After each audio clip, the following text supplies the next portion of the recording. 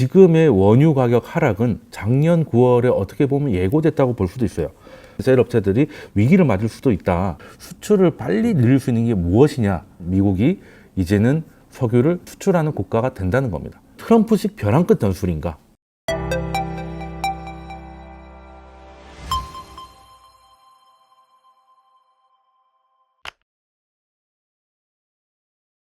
반갑습니다. 돈쌤 정현도입니다. 모두경제 오늘 준비한 이야기는요. 최근 2월하고 3월에 우리 투자자 여러분들이 참 굉장히 좀 황당한 시장을 좀 겪게 됐는데 한 세 가지 원인이 있다고 아마 알고 계실 겁니다. 첫 번째가 아무래도 잘 알고 계시는 이제 코로나 패닉이 있을 것이고, 두 번째가 달러 유동성에 대한 위기가 있었고요. 그리고 세 번째가 오늘 이야기할 유가인데요. 이 세 개가 사실 좀 연결되어 있습니다만은 일단 코로나 때문에 중국이나 한국 같은 생산을 맡고 있는 국가의 원유 수요가 줄어들 것이다 라는 거에서 이제 유럽과 미국으로 그게 번져가면서 공급과 수요까지 영향을 받지 않을까 하는 우려가 되면서 이제 유가가 많이 떨어질 수 있는 환경이 됐는데, 잘 알고 계시겠지만 러시아와 사우디가 감산 합의에 불발을 일으키게 되고, 감산을 하지 않는 걸 넘어서 이제 증산을 하게 되면서 유가가 엄청나게 떨어졌던 게 지금 오늘 새벽까지만 하더라도 지금 20달러를 겨우 지키고 있는 상황인데요. 사실 불과 한두 달 전만 하더라도 55불 가까이도 갔었던 유가를 생각하면은 굉장히 좀 놀라운 건데, 이게 세상의 모든 일이 그냥 하루아침에 뚝 떨어지는 건 아니니까 그 배경 지식을 오늘 좀 얘기를 좀 해보도록 하겠습니다. 일단 유가라고 하면 중동을 당연히 생각할 수밖에 없는데요. 여기 여러분들이 잘 알고 계실 만한 메이저 석유 회사들이 이제 사우디에 아람코가 있을 것이고, 그리고 이제 영국계 BP가 있습니다. 이게 어떻게 출발했냐면 1950년 이전에는 그 중동에 대한 석유를 사우디는 이제 미국이 독점을 했고요. 그리고 이제 이란에 대한 석유는 영국이 통제를 했었습니다. 공공으로 개발을 해가지고 수익을 나누는 형태였는데요. 이게 이제 점점 커지면서 아람코라는 게 사실 아라비안 아메리칸 오일 컴퍼니를 줄인 말이고요. BP로 알고 계시는 게 앵글로 이라니안 오일 컴퍼니입니다. 이게 출발이라고 알고 계시면 되는데, 나중에 이제 수익 배분에 대한 문제가 좀 발생을 해요. 미국 같은 경우는 이제 사우디에서 이제 반반 나누기로 공동 분배 합의를 이루는데, 영국 같은 경우는 이 이란의 요구를 이제 묵살을 합니다. 처음에는 이란에 대해서 석유 수출에 대한 이익이 7%만 공유를 하다가 나중에는 이제 14%, 굉장히 좀 짜죠. 근데 그 이상 이제 사우디처럼 이제 절반을 요구했는데, 영국이 단호하게 거절을 했고요. 당시에 이제 이란 같은 경우는 이제 사우디하고 다르게 지금 대통령이 있는 나라지 않습니까? 중동에서는 굉장히 좀 민주화가 그나마 진행이 된 나라인데, 그때 당시 이란 모하마드 모사데그라는 총리가 국유화를 선언합니다. 사실 그럴 수 있죠. 이란 땅에서 나는 석유를 이란과 영국의 합작회사가 개발을 해서 판매를 하는데 수익이 최대 14%밖에 나오지 않는다면은 이제 좀 불공평하죠. 그래서 이제 국유화를 선언하게 되는데, 영국이 이제 이걸 막기 위해서 쿠데타를 일으키려고 하다가 일단 실패를 하고요. 나중에 미국도 사실은 처음에는 사우디의 요구를 들어줬지만 이란에서 국유화가 일어나니까 사우디라고 그러지 말라는 법이 없지 않습니까? 그러다 보니 이제 부담을 느껴가지고 미국의 CIA가 영국을 지원을 해서 이란의 쿠데타를 지원을 하게 됩니다. 결국에는 왕정으로 돌아가게 되죠. 쿠데타가 일어나서 이제 우리도 한 번은 들어봐서 테헤란로 우리 만들어졌을 때, 그때 이제 이란의 탈레비 왕조라고 들어봤을 겁니다. 그 왕조가 다시 돌아가기도 했는데요. 이게 지금 화면에 보이는 게 64년 만에 공개된 미국 CIA 기밀 문서인데요. 여기 보면 석유 때문에 이란의 쿠데타를 미국이 지원해야 된다는 내용이 담겨져 있습니다. 이건 이제 기밀 해제가 돼서 밝혀졌고, 그리고 2000년대 클린턴 때는 당시 올브라이트 국무장관이 있었는데, 이걸 이제 이란 쿠데타를 이제 53년 이란 쿠데타를 이제 사과하는 성명도 발표했던 기억이 나는데요. 사실 저 뒤에 있는 빌 클린턴 대통령인데, 그때 탄핵 문제가 있었지 않습니까? 성추문 사건으로. 그때 이제 표결이 좀 몰리니까 이라크를 또 폭격하기도 했던. 미국은 서구 세계는 사실 중동을 참 이렇게 많이 활용한다는 느낌을 좀 없지 않아 받아요. 자, 그렇게 해서 지나가서 지금 이란 같은 경우는, 사우디는 제가 예전에 그 강의에서 설명드렸다시피 71년에 닉슨 쇼크라고 해가지고 달러를 당시에는 이제 달러라는 게 금 보관증이나 다름없었거든요. 그러니까 어딜 가도 이제 금으로 바꿔주겠다라는 걸 해서 이제 달러를 전 세계에서 쓰는 브레튼 우드 체제를 1945년부터 유지하고 있었는데 이 금태환을 거부하게 되고 이제 금과 달러가 이제 그 이별하게 되는 게 그래서 우리 지금 쓰고 있는 우리 신용통화의 출발이라고 볼 수 있는데 이때 중동에서 달러를 거부하는 거를 좀 분위기를 보이니까 이제 사우디랑 손을 잡고 원유 결제에 달러만 쓰도록 사우디에게는 안보를 제공하고 사우디는 미국에게 달러의 기축통화의 권력을 계속 유지시켜주는 그런 합의를 있었는데 그러다 보니 사우디라는 건 중동에서는 이제 사실 국가보다는 뭐 들어보셨을 겁니다. 순위파니 시아파니에서 민족이나 그 종교가 더 중요하거든요. 우리는 이제 국가가 더 중요하다고 느껴지는데 거기는 이제 사실 우리처럼 물리적으로 구분되어 있지 않거든요. 뭐 일본, 중국, 한국이 우리는 이제 지역적으로 완전히 분리가 되어 있지 않습니까? 일본은 섬이고 한국은 반도고 이제 중국은 대륙이고 이렇게 돼 있어가지고 사실 뭐 민족 개념 이런 것보다 이제 국가의 개념이 더 앞서는 느낌도 없잖아 있는데 뭐 중동은 가보시면 아시겠지만 다 사막이고요. 그리고 지금의 국경이 그렇게 만들어진 지가 그렇게 오래된 것도 아닙니다. 사우디도 통일된 지도 사실 그렇게 오래된 것도 아니고요. 그러다 보니 이제 종교가 더 중심이 돼 있는 지역이다 보니 시아파하고 수니파가 있는데 시아파의 맹주하면 이제 당연히 이란이고요. 수니파는 사우디입니다.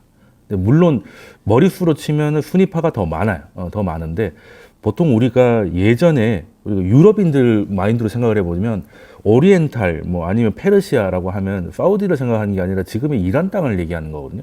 페르시아 왕조는 다 지금 이란 땅을 얘기하는 건데 거기가 사실 어떻게 보면 그 정통파들이 좀 살고 있는 곳이다라고 볼 수 있을 텐데 지금 이제 사우디가 맹주가 되어 있는데 그 배경에는 미국이 사우디와의 어떻게 보면 이제 밀약 관계를 가져갔기 때문이다라는 건데 그 배경을 좀 알고 가셔야 될 것 같아가지고 그래서 지금은 이란 같은 경우는 지금 2000년 이후로는 뭐 어느 행정부를 넘나들어도 다 지금 미국한테 제재를 받고 있지 않습니까? 뭐 이유가 약간 핵무기 개발이라든지 뭐 여러 가지 이유는 되고는 있으나 사실 북한과 같은 그런 핵무기에 대한 의지도 그렇게 보이지 않았던 걸 생각하면은 이 의도된 제재가 아닌가 뭐 이런 생각을 할 수밖에 없는 상황이긴 했는데요. 2015년쯤 되면 그 오바마 대통령이 다정한 합의에 이르게 되는 거죠. 대이란 제재를 각국이 이제 다시 한번 이제 정리를 해서 이란이 다시 한번 국제사회에 나올 수 있는 길을 좀 터줬습니다. 특히 이제 유럽에 대한 배려가 없지 않아 있었죠.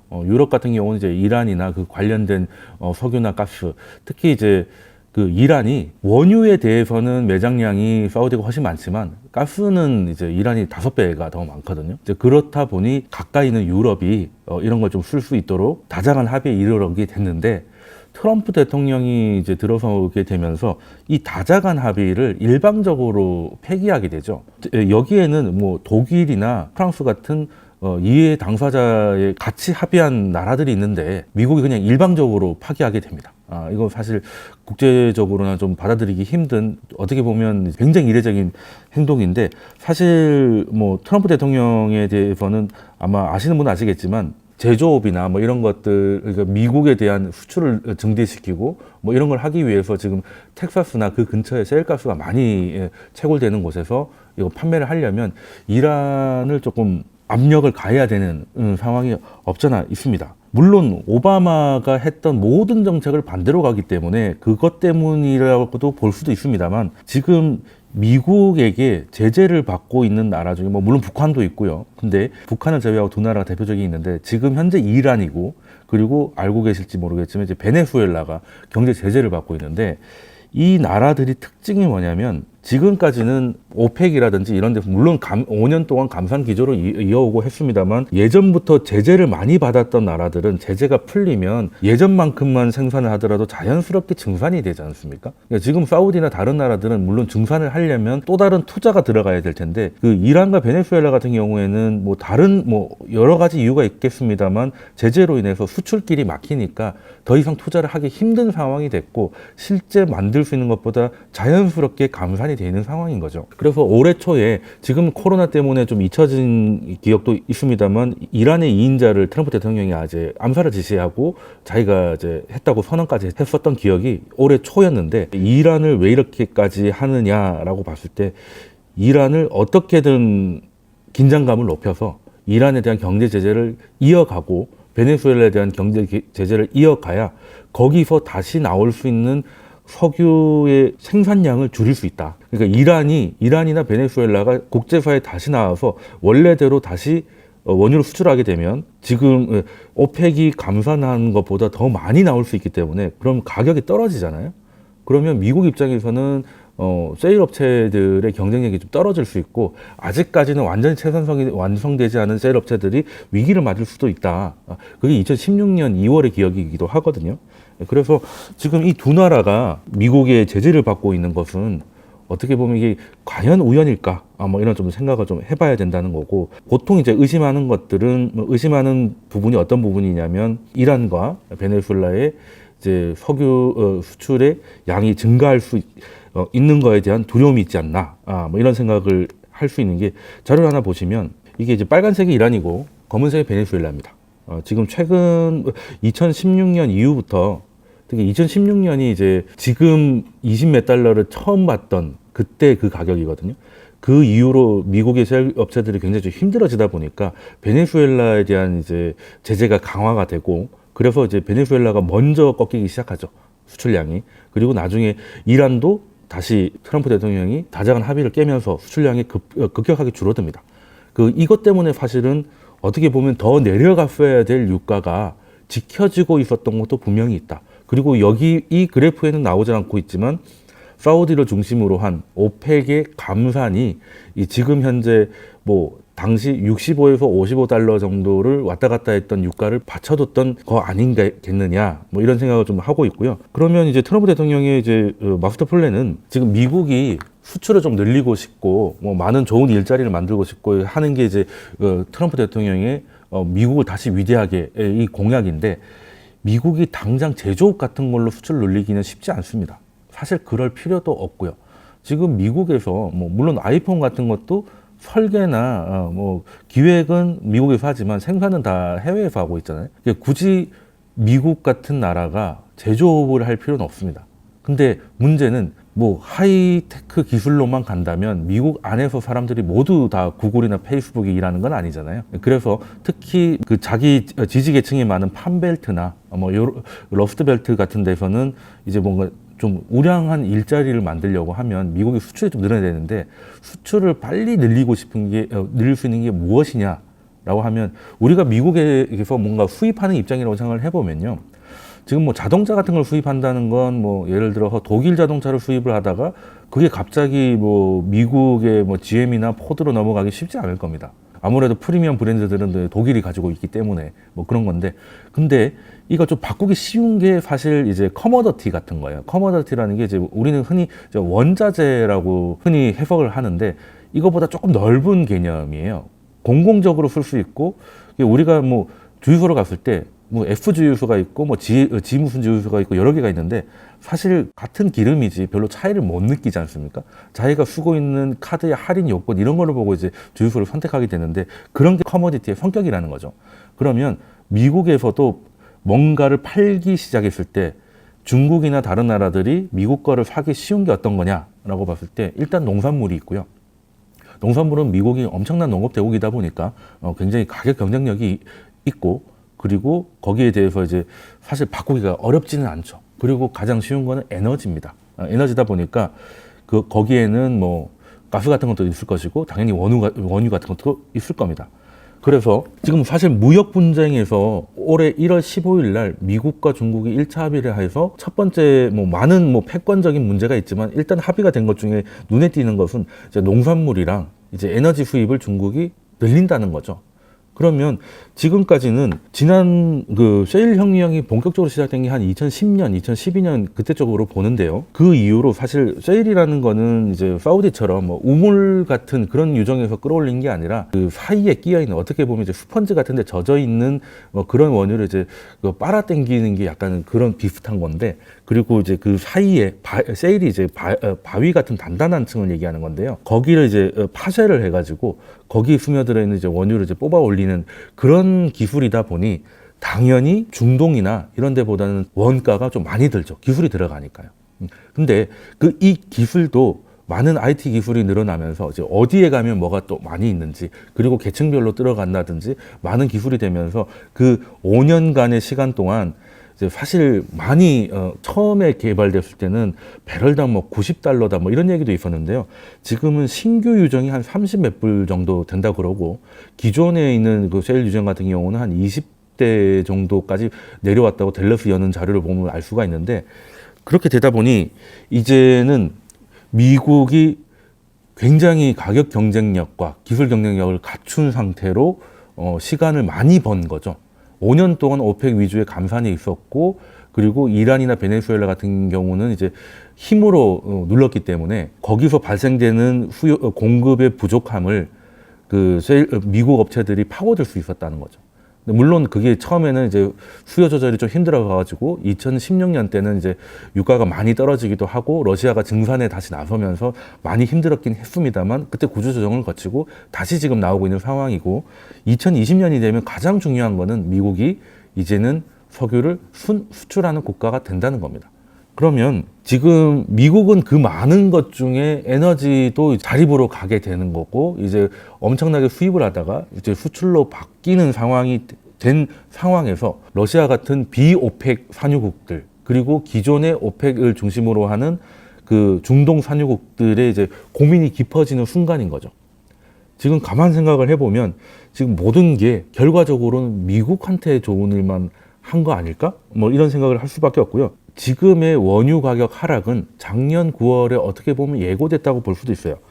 왜냐하면 사우디에는 굉장히 좀 중요한 직책 중에 하나가, 이제 사우디가 주로 이제 석유를 파는 곳이다 보니까 석유 장관이 굉장히 중요한 요직이거든요. 사우디는 이제 그 빈살만이 지금 사실상 이제 왕세자인데, 왕은 아닌데요. 아직 왕세자인데 사실상 이제 최고의 권력을 휘두르고 있죠. 그리고 이제 그 정적들도 다 체포하고 사실상 이제 권력을 다 쥐었다 라고 봐도 될 것 같은데, 지난 5년 동안 자신의 그 오른팔로 불렸던 알팔리라는 그 친구를 아람코 회장과 이제 석유 장관으로 5년 동안 그 앉혔다가 작년 9월에 이 친구를 이제 경질을 하고, 이제 그 석유 장관을 이제 원래 그 왕족계 이복형이에요. 이복형으로 이제 교체를 하게 되는데, 이게 어떤 의미냐? 그 지난 알팔리 같은 경우는 일단 석유를 계속 퍼올리면, 이게 석유와 반도체가 좀 재밌는 게요, 공급이 1%만 늘어나도 가격이 엄청 떨어지고, 수요가 1%만 늘어나도 공급과 수요가 텐션 있게 가다가 한쪽이 조금만 우세가 되면 가격이 엄청나게 오르기도 하고 엄청나게 내리기도 하는 그런 시장이거든요. 우리나라 이제 디램도 마찬가지고, 그래서 삼성전자가 잘하는 게, 물론 뭐 반도체를 잘 만드는 것도 있지만 수요 공급을 잘 맞추는 것도 하나의 기술이었거든요. 그러면 이 친구는 어떤 생각을 했냐면, 석유라는 게 수요는 사실 좀 뻔하고, 그리고 금융위기 이후로는 전 세계가 막 한 10년 동안 설비 투자를 좀 초반에 좀 많이 했기 때문에 지금은 예전처럼 이렇게 설비를 넓히고 그런 게 아니라, 요즘 이제 성장주로 불리는 IT 업계들이 더 투자를 많이 하지, 예전처럼 이렇게 석유가 많이 소비되는 그런 투자를 많이 하지 않는단 말이죠. 그럼 수요는 늘어나기가 쉽지 않은 상황에서 너도 나도 다 이렇게 공급을 하면 석유 가격이 너무 떨어지니까 가격을 맞추자라는 생각을 했던 것 같아요. 그게 이제 빈살만 같은 경우는 이제 85년생인데 아직은 어떻게 보면 좀 어리죠. 사우디의 전통적인 전략을 버리고 감산에 들어갑니다. 그럼 적게 일하고 제값 받으면 좋은 거 아니야? 뭐 이런 생각을 좀 했던 것 같아요. 그리고 당시에 빈살만 같은 경우는 아무래도 젊은 친구다 보니까 우리가 언제까지 이제 석유 팔아서 먹고 살 거냐, 이제 새로운 걸 뭔가 좀 해야 된다. 그래서 이제 뭐 네옴시티라든가 뭐 많은 프로젝트를 하다 보니 이게 돈이 좀 많이 필요하잖아요. 예전은 많이 증산하고 그냥 싸게 많이 팔아가지고 점유율을 많이 가져가는 게 사우디의 전통 전략이었는데, 지금 그거보다는 조금 줄여가지고 이제 가격을 좀 맞춰서 그 돈으로 이제 그 탈석유를 좀 하자, 뭐 이런 생각을 좀 했던 것 같아요. 근데 결과적으로 5년 동안 감산을 해보니까 이 감산이라는 게 굉장히 좀 어떻게 이율 배반적이거든요. 산유국이 세 군데가 있다고 봅시다. A, B, C가 있어요. 근데 이제 수요는 그대로인데 이제 계속 그 생산이 늘어가지고 가격이 점점 내려가는 상황에서 이 A, B, C는 이제 고민에 빠지는 겁니다. 야, 이걸 어떻게 해야 되나? 라고 해서 셋이서 모여가지고 우리가 하루에 100리터를 생산했다면 90리터씩 줄여가지고 이제 수요가 준 만큼 공급이 있는 만큼 이제 그걸 좀 줄여가지고 좀 맞춰서 가자. 이렇게 할 수도 있는데 문제는 그 중에 C가 순진해가지고 C만 90리터를 생산하고 나머지는 알게 모르게 다 하고 있었다는 거죠. 아니면 또 원래는 100, 100이니까 300이 나와야 되잖아요. 근데 C는 90을 했으니까 10이 줄어들었어요. 이 친구들 A, B는 몰래 다 원래대로 했었으니까. 그러면 시장의 공급은 어쨌든 C가 줄인 만큼은 줄었으니 가격은 맞춰지잖아요. 가격은 어느 정도 맞춰지는데 문제는 C가 줄여가지고 맞춘 가격을 A하고 B도 똑같이 취한다는 거예요. 그리고 판매는 더 많이 일어나죠. 생산을 그대로 하니까. 그러면 결과적으로는 C는 자기의 그 마켓쉐어만 줄이고 그냥 A하고 B한테만 좋은 일을 하게 되는 겁니다. 그래서 C만 바보가 되는 거죠. 그래서 지금까지 감산 합의를 해가지고 제대로 감산한 적이 사실은 별로 없어요. 그래서 최근에는 뭐 감시 기구도 두고 뭐 어떻게 해가지고 뭐 최근에 좀 지켜지면서 가격이 없잖아 지켜진 것도 있는데 러시아가 봤을 때 이거는 정말 아니라고 본 거죠. 일단 러시아는 2014년에도 오히려 증산을 해가지고 미국이 이제 계속 올라오는 걸 어느 정도 커트를 해야 된다는 생각을 좀 가지고 있었던 것 같은데 이번에도 마찬가지 생각을 좀 가지고 있었고요. 그리고 사우디가 이번에 이제 코로나도 터지고 이제 수요가 더 줄을 것 같으니까 이제 감산을 하자라고 하는 걸 이런저에 거절하게 되는 겁니다. 그러면 보통은 다시 이렇게 우여곡절을 겪어서 합의에 이를 수도 있습니다만 사우디도 이제 사람이 바뀌어 있잖아요. 작년 9월에 감산을 지지했던 장관에서 원래 전통파로 돌아왔기 때문에 사우디의 석유 전략은 기존으로 회귀했다고 봐야 될 가능성이 높다는 거죠. 왜 그러냐면 사우디가 원래는 아까 좀 전에 말씀드렸지만 중동의 맹주는 약간 이란 쪽에 있었습니다. 이란 쪽에 있었고 그 페르시아도 이제 이란이었던 것처럼 그랬는데 지금은 오펙의 종주국 하면 사우디인데 이게 가능했던 게 바로 가격 보지 않고 증산하면서 시장 점유율을 높여갔던 게 사우디의 전략이거든요. 지금 오일 쇼크라고 기억을 하실 겁니다. 70년 초반에 1차 오일 쇼크, 70년 후반에 2차 오일 쇼크가 나와가지고 엄청난 인플레이션이 왔고 그 때문에 사실 80년대 초반에는 미국이 이제 물가를 잡는다고 해서 굉장히 좀 고통스러운 시간도 좀 보낸 것도 사실인데 이 오일 쇼크로 주도했던 게 시아파와 대미 강경파들이 좀 주도를 했거든요. 그래서 미국의 입장에서는 그 뭐 시아파, 순위파가 중요한 게 아니라 자기랑 어떻게 좀 얘기가 좀 통하고 컨트롤이 가능한 사람들을 좀 키워서 중동의 맹주로 앉히고 싶다는 생각을 하는 게 당연하지 않겠습니까? 그래서 사우디가 이제 순위파죠. 그리고 대미 강경파가 사우디가 이란보다 약했기 때문에 거기서 안보를 지원하고 사우디의 전략을 지원해 준 게 그냥 계속 확산을 하라는 거죠. 계속 증산을 해서 지금 시아파나 다른 국가들이 가격 맞추려고 감산을 할 때 그것만큼은 다 취해와라 라고 해서 사실 사우디는 증산으로 여기까지 온 거예요. 사우디는 단 한 번도 지금까지는 지난 빈살만의 그 5년의 실험을 제외하고는 늘 증산으로 돼 있고 20년간 석유 장관을 지냈던 아남이라는 석유 장관이 있는데 그 사람이 했던 말이 $20가 된다 하더라도 감산은 없다였거든요. 근데 그 사우디로 돌아가는 거예요. 우리는 지난 5년에 특이했던 사우디의 그 감산에 어떻게 보면 관성적으로 젖어버린 게 아닌가 하는 생각을 좀 의심을 좀 해봐야 된다는 겁니다. 그래서 지금은 물론 감산 합의를 넘어서 증산까지 가고 여기 아랍에미레이트까지 이제 참전을 하면서 이제 본격화됐죠. 근데 이게 정말 트럼프식 벼랑 끝 전술인가? 뭔가 상대를 테이블로 끌어내기 위해서 벼랑 끝 전술을 하는 것인가? 아니면 정말로 예전 방식으로 돌아왔는가는 좀 지켜봐야 되겠고 이건 누굴 위한 감산인가? 버티는 거하고 뭔가 이윤을 남기는 건 굉장히 다르지 않습니까? 회복하는 데는 굉장히 좀 어려움이 있지 않을까. 수요가 어느 정도 돌아오냐에 대한 문제인 것 같아요. 이거를 감안하고 원유 가격에 대해서 대응을 하고 판단을 하시는 게 좋을 것 같다.